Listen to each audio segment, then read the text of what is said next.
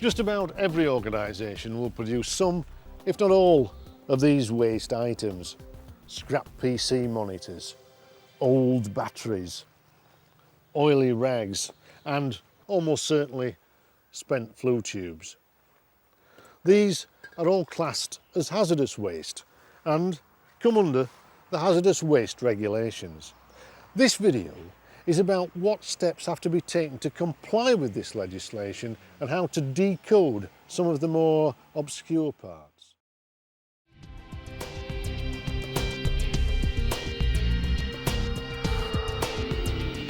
To begin with, how do you know which of your wastes, if any, come under the Hazardous Waste Regulations and which don't? For example, here we've got 2 drums of used oil, cooking oil and engine oil. The engine oil is classed as hazardous and the edible oil isn't.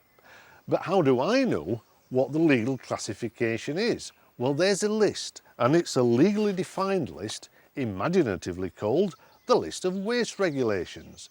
And it's in here that you'll find a definition and a code for each of your waste types.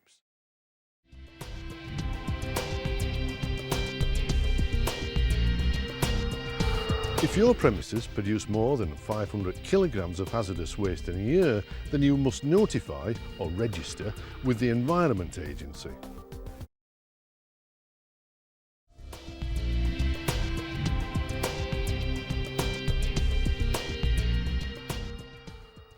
There's a sequence to this. If you can't find an appropriate code in chapters 1 to 12 or 17 to 20, the next step is to look in chapters 13, 14 and 15. These cover specific wastes such as oils, solvents and packaging. And if you're still not satisfied, then chapter 16 covers waste not otherwise specified, such as electrical and electronic equipment, batteries and discarded chemicals.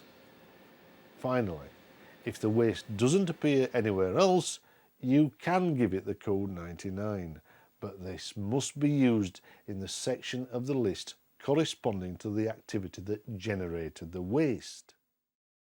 It's important to always assess mirror entry wastes for any hazardous properties before selecting the code.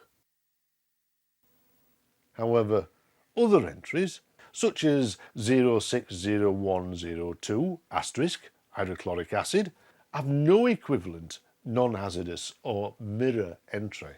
So for these wastes, there can be no doubt as to which code to apply and no doubt that they are hazardous. These are called absolute entries and are automatically considered hazardous.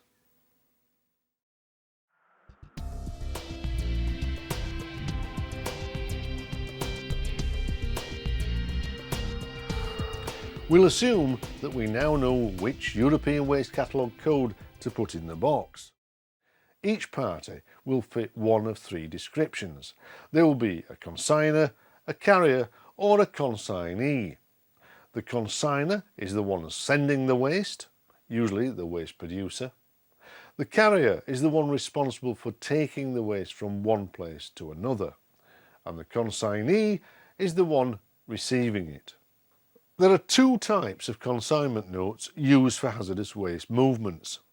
Those used for single movements, where waste is moved from a single premises to a consignee using 1 or more carriers, and a multiple collection consignment note, where waste is collected from a number of premises and taken to the same consignee.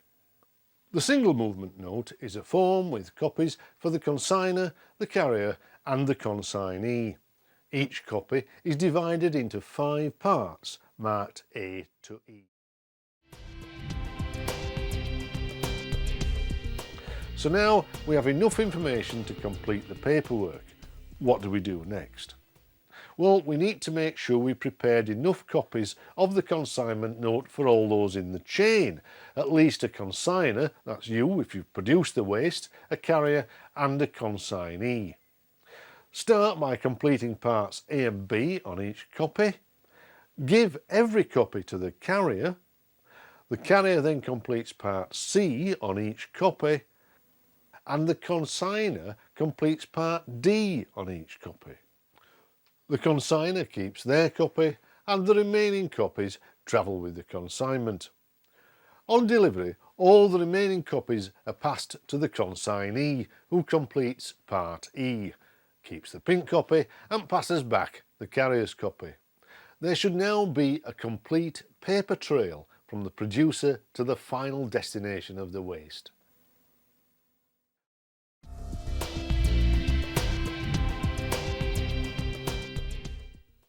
The reporting of all waste transfers and consignments, with the types and quantities of waste and details of how they were recycled, treated or disposed of, is essential for the planning of new waste facilities and policy.